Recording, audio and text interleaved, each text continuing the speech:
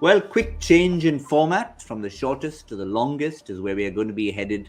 And of course, the big talking point is going to be the talisman Virat Kohli's 100th Test match. Now, the upside of it is, of course, everyone's getting ready to celebrate. The downside is the announcement, and I'll come to both of you to this, that there will be no crowds in Mohali for that particular Test match. Second Test is going to be in Bengaluru, in a sense, his adopted home ground. First Test, no crowds, has to be a bit of a downer for such a big occasion, DK.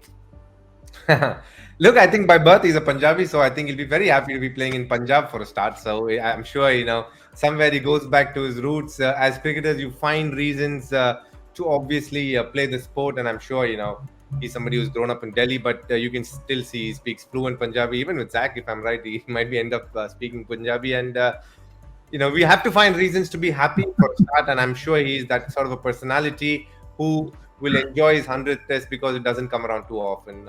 We have somebody on the panel who's obviously played 100 tests. He can tell you exactly what it feels like, but it's a hard skill, and what he has achieved as a leader, as a batter, it doesn't matter whether there are crowds or not. I think the whole of India will stand and applaud the fact that he's been an absolutely talismanic player over a period of time. You just need to give credit for all that he's done, the kind of cricket that he's played. We can obviously talk a lot about his batting, but for me, him being a captain and the way he's driven Team India, especially with their attitude towards fielding and their approach to playing Test cricket, has been phenomenal in the last decade, and a lot of credit must be given to Virat Kohli. And in fact, I will go on to say, if ICC would be proud of where Test cricket is, and a lot of that credit should go to Virat Kohli because of the way he played the sport and how much he speaks about how important Test cricket is. And for him, 100th Test will mean a lot, as it should, and he's been phenomenal over a period of time.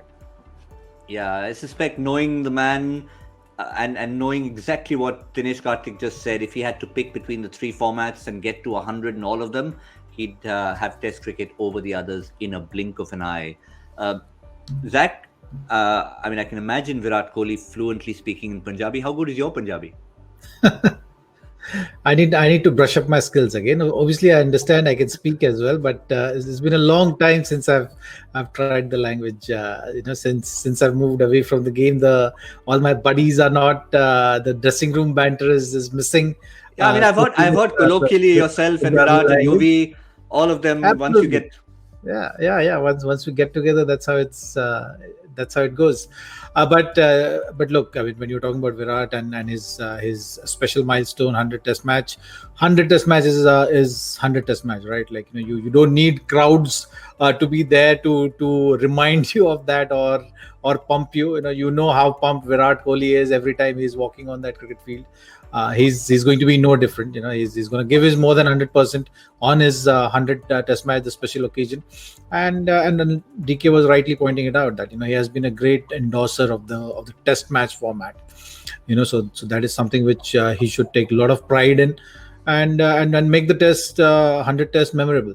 If you ask him, he's just going to say that, every time I walk on that field, I don't think which number of Test match I'm playing.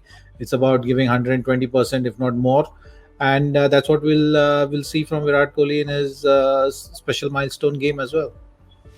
Yeah, well, I think they were both, DK and Zach, have been very polite about that. Not that there's reason to be impolite, but I just feel there would be a few people around the country who will maybe feel that maybe a swap in venues, maybe a change in heart, 50% crowds, anything possible.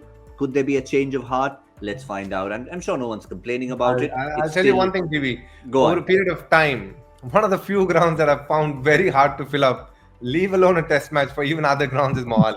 People have been finding it very hard to get to that ground. So that's an opportunity. That's an opportunity. Virat's 100 Test, they'll flood in.